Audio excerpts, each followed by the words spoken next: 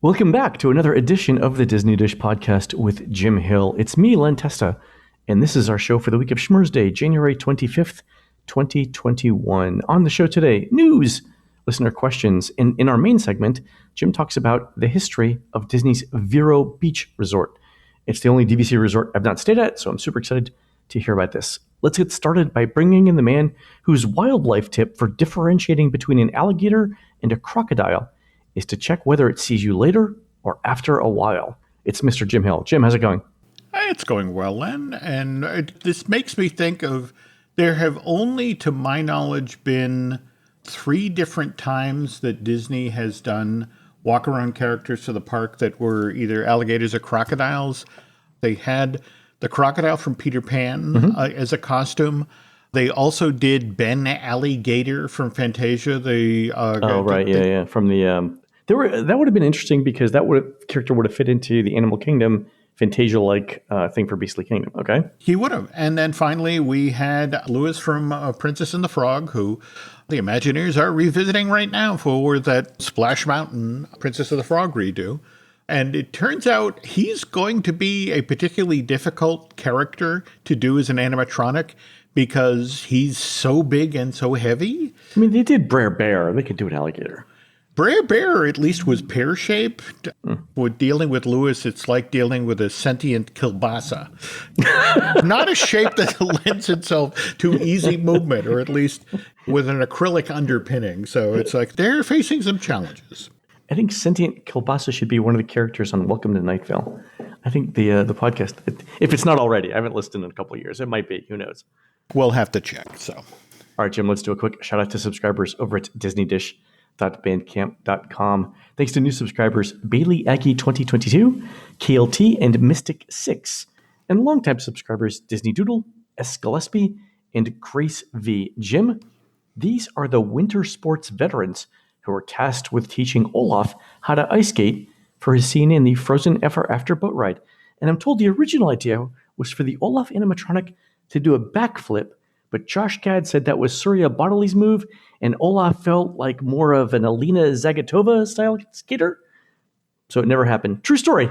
We didn't just spend a lot of our past weekend watching the U.S. Figure Skating Nationals out of Las Vegas, did we? I think I would tie it all in. You know, it was one of those things. Wow. Okay. Because I remember when Surya Bodley was out there actually doing the backflip. And it's illegal. It's an illegal move in competition. That's it, exactly. But you can do it in the exhibits. Yeah. And the group of muscles one needs to do a backflip when we're a female skater were particularly impressive on Ms. Bodley. She never got the scores that she deserved, and I always thought that you really don't want to tick off a woman who can do that, who can jump backwards and has sharpened steel on her feet. Yeah, I mean, the core and the leg strength to do that on ice. I mean, I couldn't do it standing up.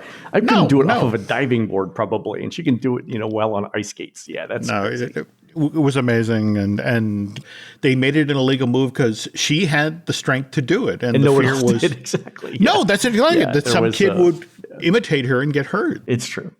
Yeah, I thought she was the vanguard of the super athletic skaters. Coming out of like in the period before that, it was more artistry and hand movement and stuff like that, and then it became essentially a jumping contest for a while.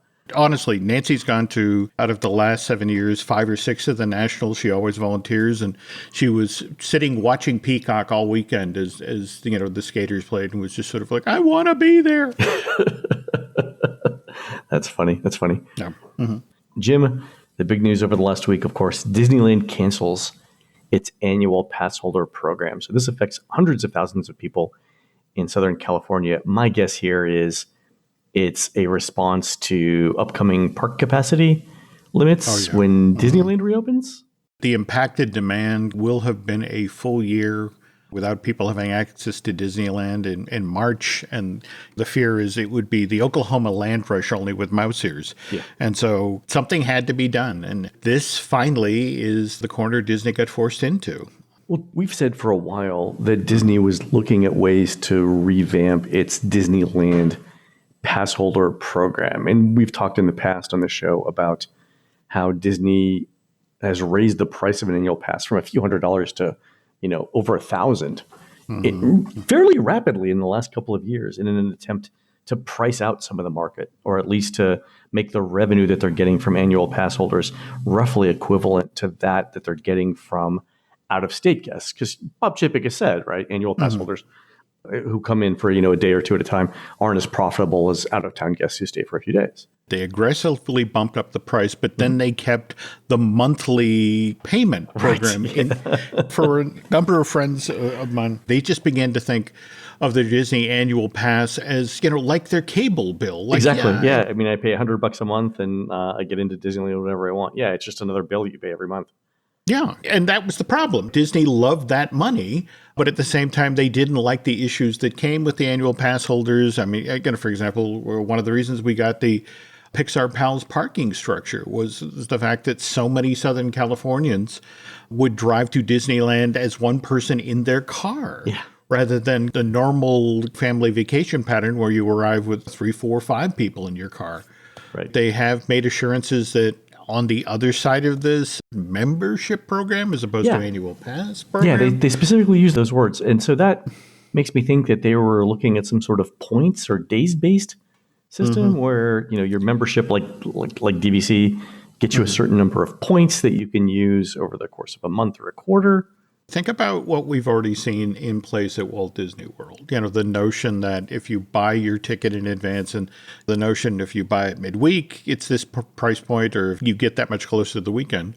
So yeah, people would have points to spend.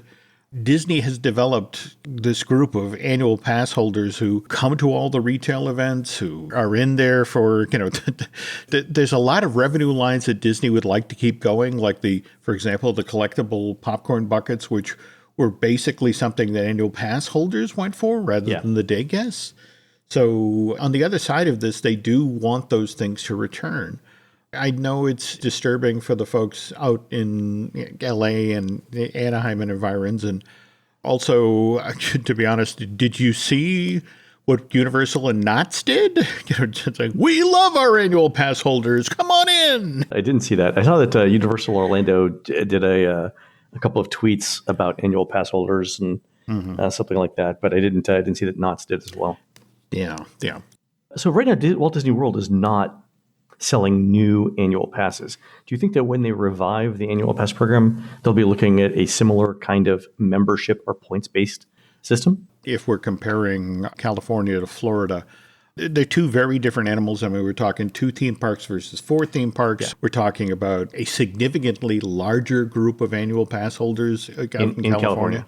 Yeah. So they were still selling the multi-park pass, right, for both Disneyland and Disney World, both resort pass? No, they're not selling those anymore. Okay, because I was looking to get some clarification on that. But yeah, Walt Disney World should continue, but at the same time, they recognize that there is a certain subset of folks who do the Disney World and do the Disneyland, and that they're trying to accommodate them as well. So I think an email went out to Premier pass holders who said, you'll still have access to Disneyland. We're trying to figure something out, so bear with us.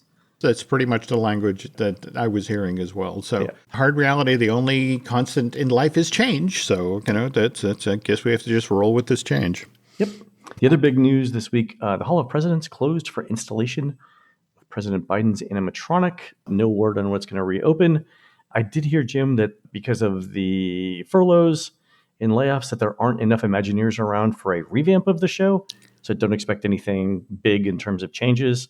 We'll probably get at some point when President Biden records his speech and maybe the oath of office, it'll be those couple of things, but not a whole new show.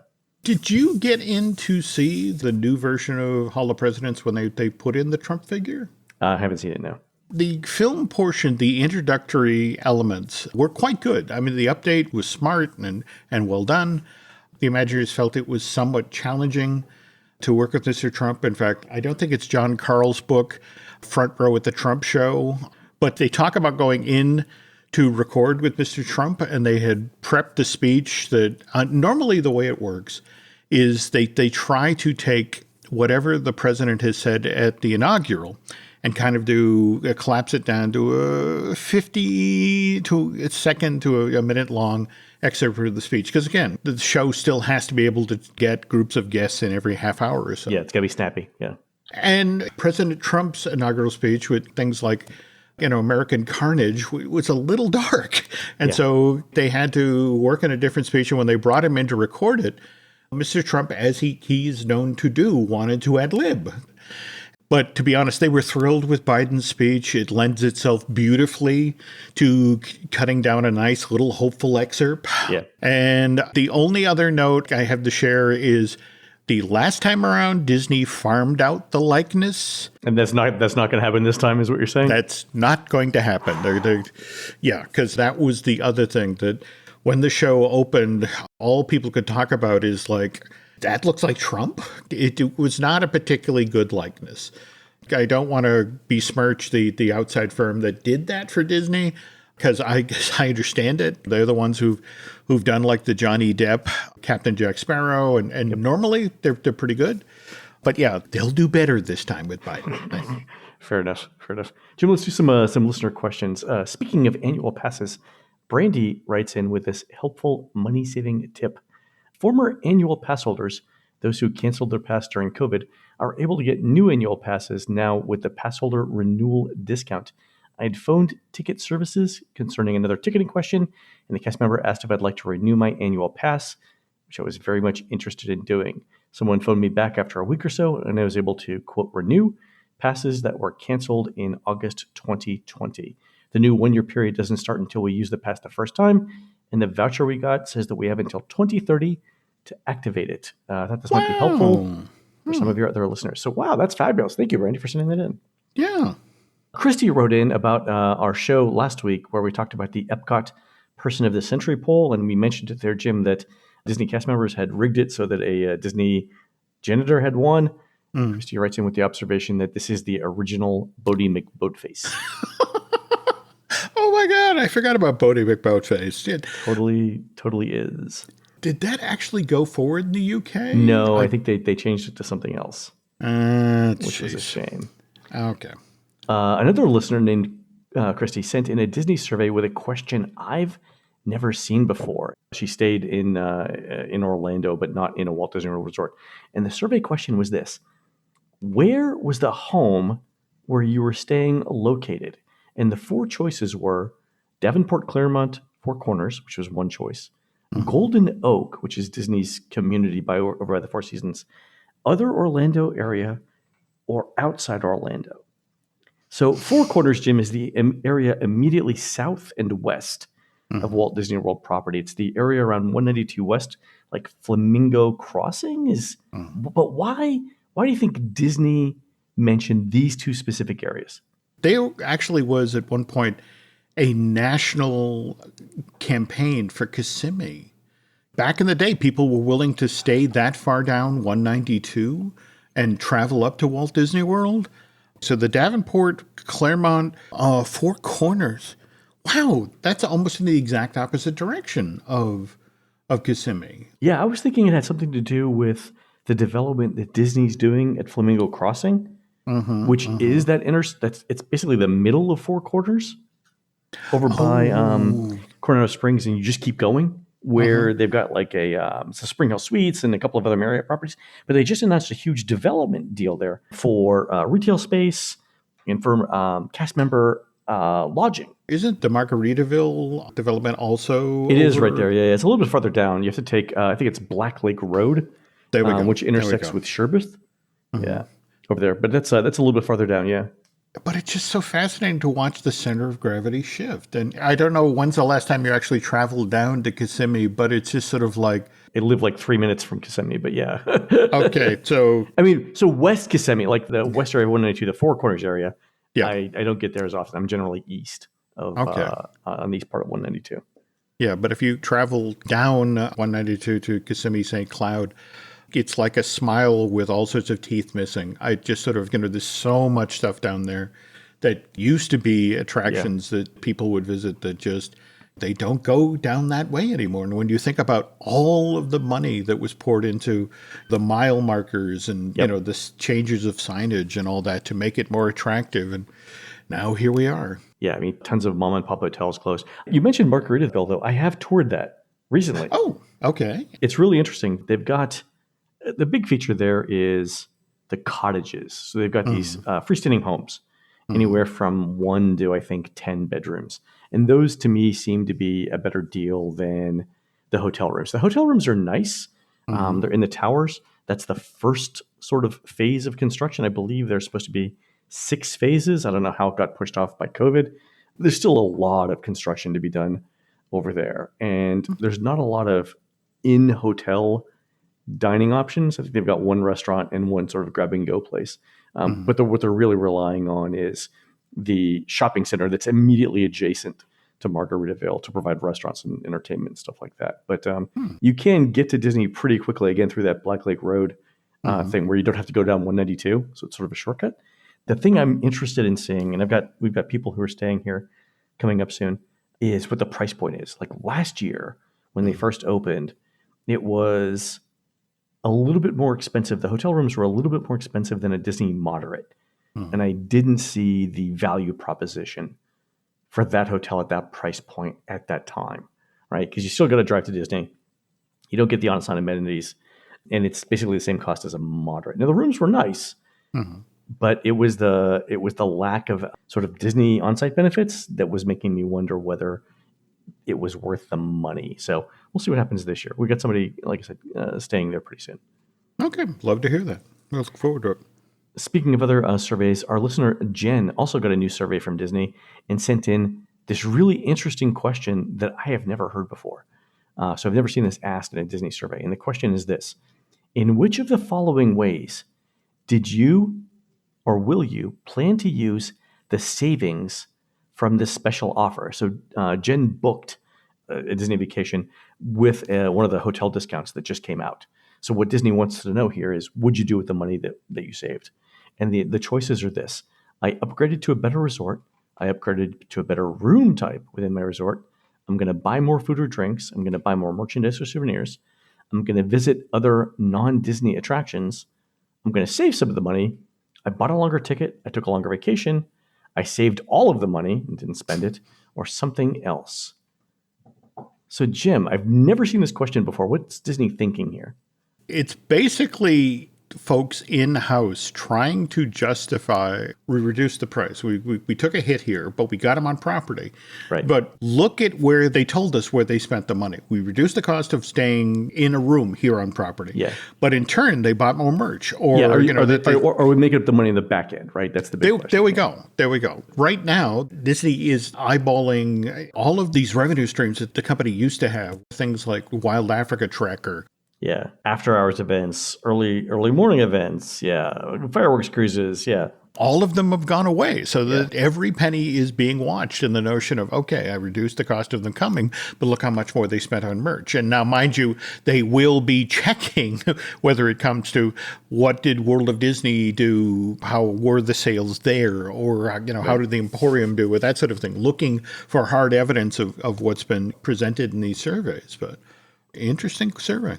I think some of this too is, Disney knows that because we're in the middle of a pandemic, the people who are going to Disney World, especially, really want to go to Walt Disney World, right? And so I think the question is do we even need to offer a discount to these people, given the fact that parks are limited to 35% capacity, and we don't seem to have any trouble filling them, and we don't want them overfilled, right? Like, do we need to be giving away this money? I think that's part of the motivation for the question too. Also a great point. All right. So, Jim, last week in our show notes, we published photos from Walt Disney World in the winter of 1971, and including one of the long lines in Fantasyland to get on the Skyway. And that prompted our listener, Alex, to write in to say, it just proves they've had congestion problems between Peter Pan and Small World since 1971, and they're still trying to figure them out. Yes, Alex, it is a tale as old as time. We've got Dick Nunes talking about, as part of an expansion plan for Walt Disney World, wanting to put the Matterhorn right behind Small World. Yeah, that would have been great. So it would loom up behind Pinocchio House and sort of this is the Italian side of the Alps. But if you put that in there, how much more congested would that, never mind the space between Peter Pan and Small World, the notion of you put the Matterhorn behind Pinocchio House, you wouldn't be able to get out another body into that side of the park. They would have to move a significant chunk of building right there. There's no way that would have worked. Yeah. But supposedly when the tangled toilets went in and they were able to move the stroller parking, that did help. And I think you noted, in the unofficial guide that it did get some better in that stretch. It did get better, yeah. Just moving the entrance itself was a huge help. Okay. All right. Finally, Adam writes in with this question about the ending of Disney's Magical Express. Do you think the luggage service will return? A few years ago, we stopped using the Magical Express for our arrival. We would use a van from Mears for around $100, mainly to save time, but would use the bus on the way back. The whole saving time thing would rely on not having to deal with bags. So will the bag service come back? The other thing that Alex mentions is that there's still a second issue with car seats. Mears vans would have to have at least one of them, so they were always okay, but finding an Uber with a car seat or two car seats is challenging. Yeah, so these are the two big issues that we're hearing from people, right? Who's going to handle the luggage? And then what do we do about car seats? So we've heard that a lot. I haven't heard anything from Disney on this. Have you? No, I haven't. But you have to wonder, the setup at Orlando Airport where they have that satellite lot that the Uber vehicles sit in. Yeah, it's over by the gas station now, yeah. We've got a year now or less till Magical Express officially shuts down. Yep. Uber is very good at sussing out the client issues and that sort of thing. And the notion that the Orlando market would have this sort of specialization, the notion of the number of families who are about to now be looking at Uber. Yeah. You have to wonder if there have to be Uber drivers who take this into account and have a child seat or two in the back ready to handle this. So that's it. I think I wouldn't be surprised to see either Uber or Lyft add a number of child car seats needed option to the app. It seems like it's relatively straightforward to do. You can add it to the profile for each vehicle. Yeah, I would expect something like that. And they've got enough time to do it, too. So that's No, absolutely. They've got 11 months and change at this point to address it. Cool, very good. All right, folks, we're going to take a quick commercial break. When we come back, Jim and I talk about the history of Disney's Vero Beach Resort. We'll be right back. This podcast is brought to you by Carvana. Carvana lets you buy your next car on your terms. Explore a massive inventory online, filter for what matters, and find your perfect match. Then choose delivery to your home or pick it up at one of Carvana's iconic car vending machines. Every car also comes with a 7-day money-back guarantee, so you can make sure it's the right fit. Buy your car on Carvana. Delivery or pickup fees may apply. Limitations and exclusions may apply. See our 7-day return policy at Carvana.com. Carvana. Breathe deep. Imagine your legs more limber in Duluth Trading Double Flex Denim. Envision euphorically squatting for that can of suds, bending for your toolbox in a state of bliss, lunging for your laser level on a whole new level. Relax and allow the flex to fill you with ability. Find your inner flex in Double Flex Denim only at Duluth Trading. Ugh, the sick day struggle is real. But with Dimetapp, it doesn't have to be. Children's Dimetapp works quickly to soothe multiple bothersome cough, cold, and allergy symptoms in a single dose. Our fast-acting formulas are designed with kids in mind, so they get everything they need and nothing they don't. Available in liquid and on-the-go chewable tablets. Tap the banner now to shop at Amazon and say goodbye to the sick day struggle with Dimetapp. Use as directed.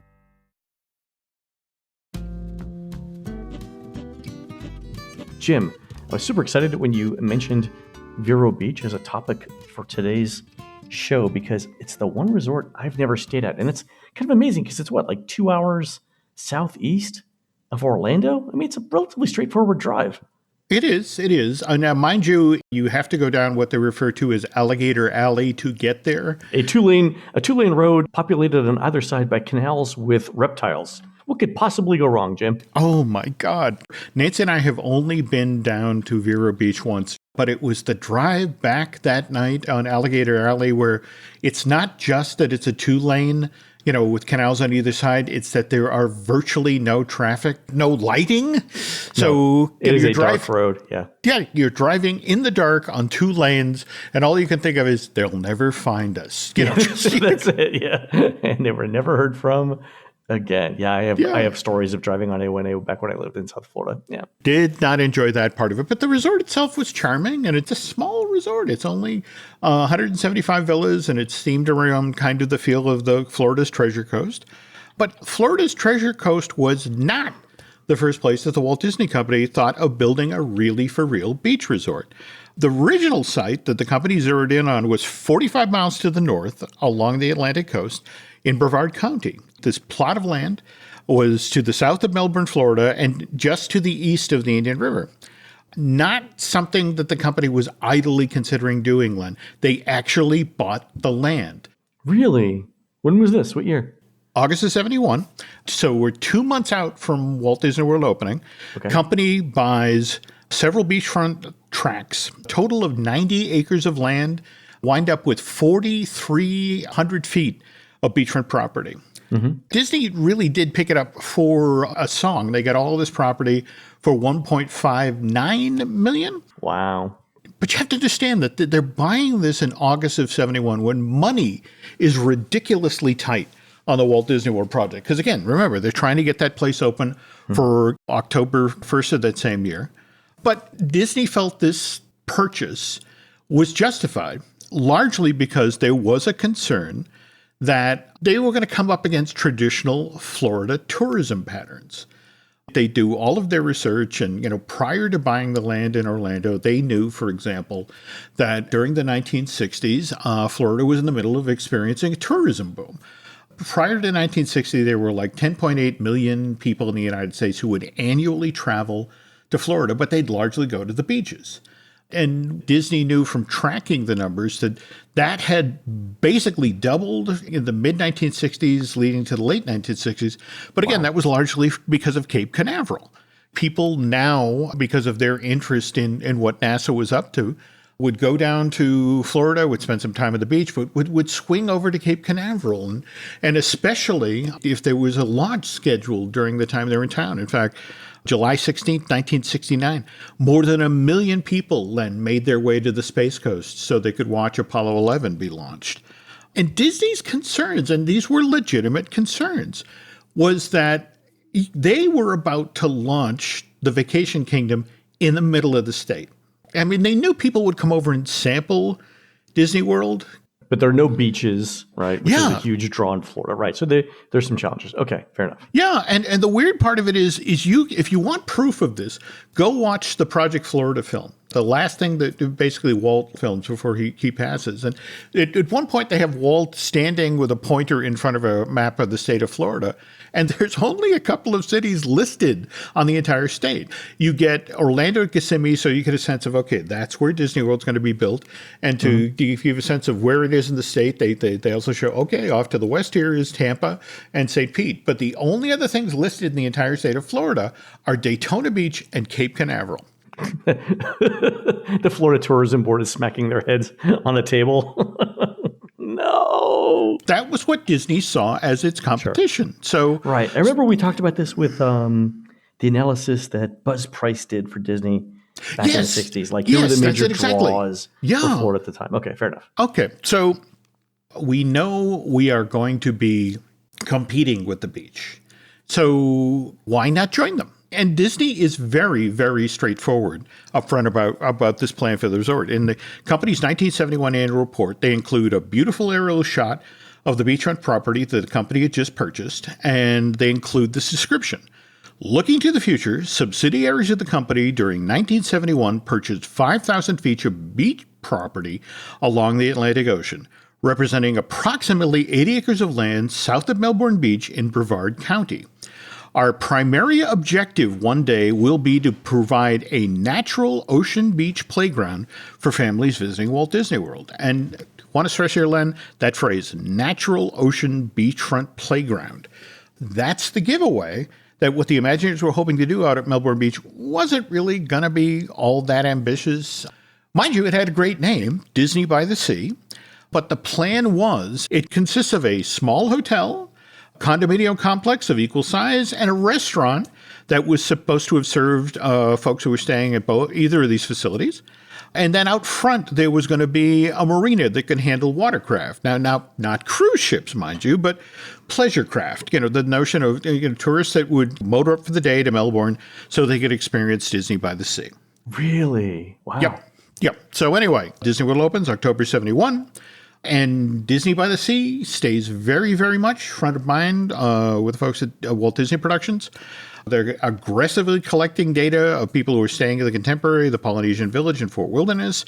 Okay. And sure enough, they find that fully half of the people who took this post-Walt Disney World Vacation survey said that they either spent a day on one of Florida's beaches, either right before or right after they visited Walt Disney World.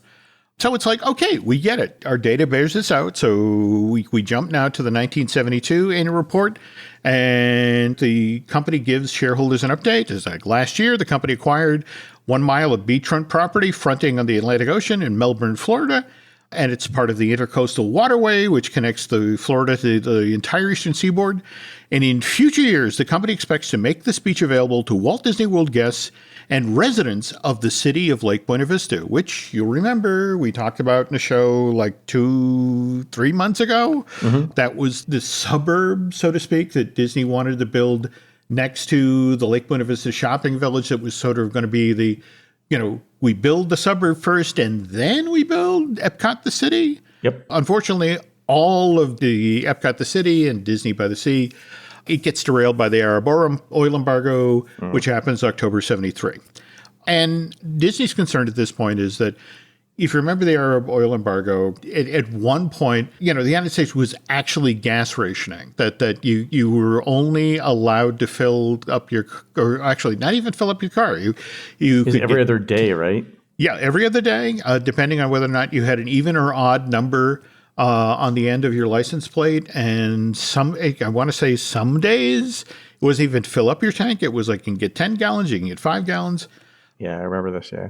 It wasn't that Disney by the Sea was dead at this point. In fact, November 73, Disney actually does a partial land transfer with some of this 90 acres. In fact, some of the the actual shell companies that Disney used to buy the land for Walt Disney World, at this point, it was the Compass Rose Corporation. It's still in business, and it's the one that handles this land transfer. Oh, that's funny. They're concerned about people having enough gas just to get down to Walt Disney World. And they also are concerned about, if we encourage people to go off property to a beach, what's to say they won't drive down the road to SeaWorld of Florida, which just opened December 73. So we now see a change in thinking at Disney, and it's particularly into Disney World, and it's like, we don't know when this is going to end. And their concern was, okay, so what's to say that there won't be a second Arab oil embargo? Right. And so maybe it would be smarter to spend money on building things on property. And if people say, want to go to the beach, why don't we give them a beach? So that's where River Country comes from. And, 6 Acre Water Park opens at Fort Wilderness in June of 76. But Disney holds on to all of this beachfront property in Brevard County. There's a May 1978 interview in Florida Today. And Dick Nunes, the then president of outdoor attractions at Disney, tells the reporter with obvious enthusiasm, few places in the world offer us what we could buy in Brevard County. We needed and wanted a location close to Walt Disney World, and the fact that we could buy land with ocean on the one side and river on the other was perfect. As of May 1978, this project is still alive. However, Nunes goes on to say, I can tell you without equivocation that Walt Disney has nothing planned for this property for at least 5 years. Oh, wow. If you work the math, May 1970 plus 5, this is all on hold because Disney is concentrating on building Epcot Center.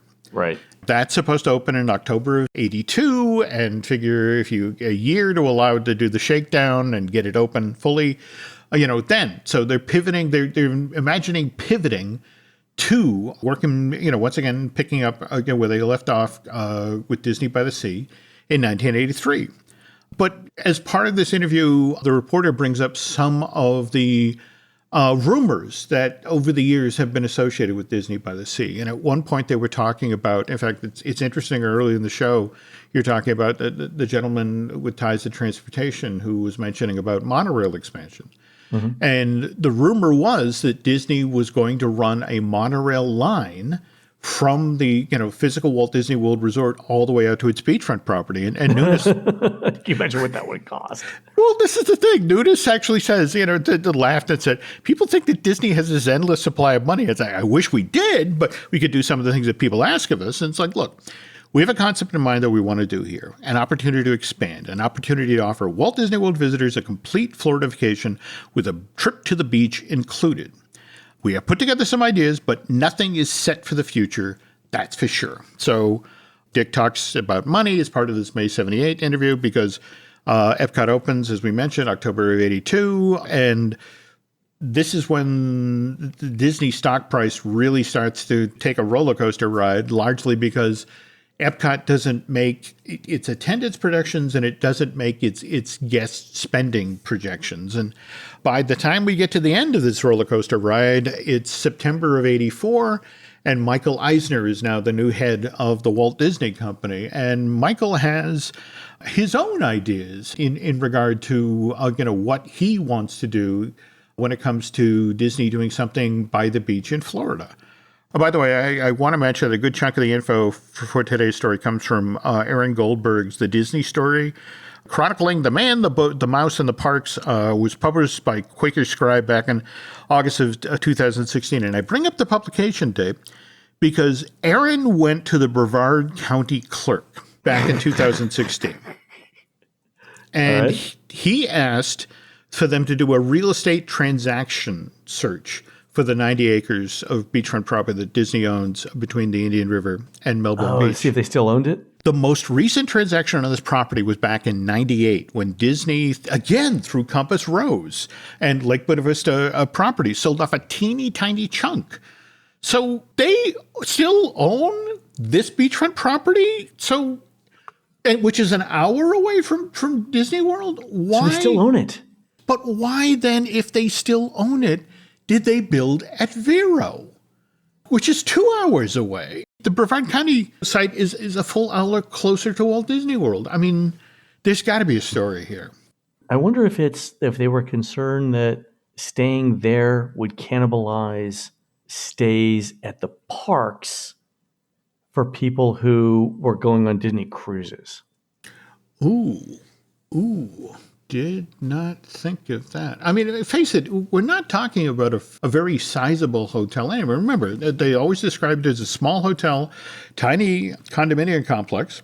Right. And as we'll talk about next time when we continue with the Vero Beach story, yes, there were plans to aggressively expand Vero Beach that ultimately fell through, and they only have the 176 units or villas they have there today, largely because 2 hours away was too far for people staying at Walt Disney World.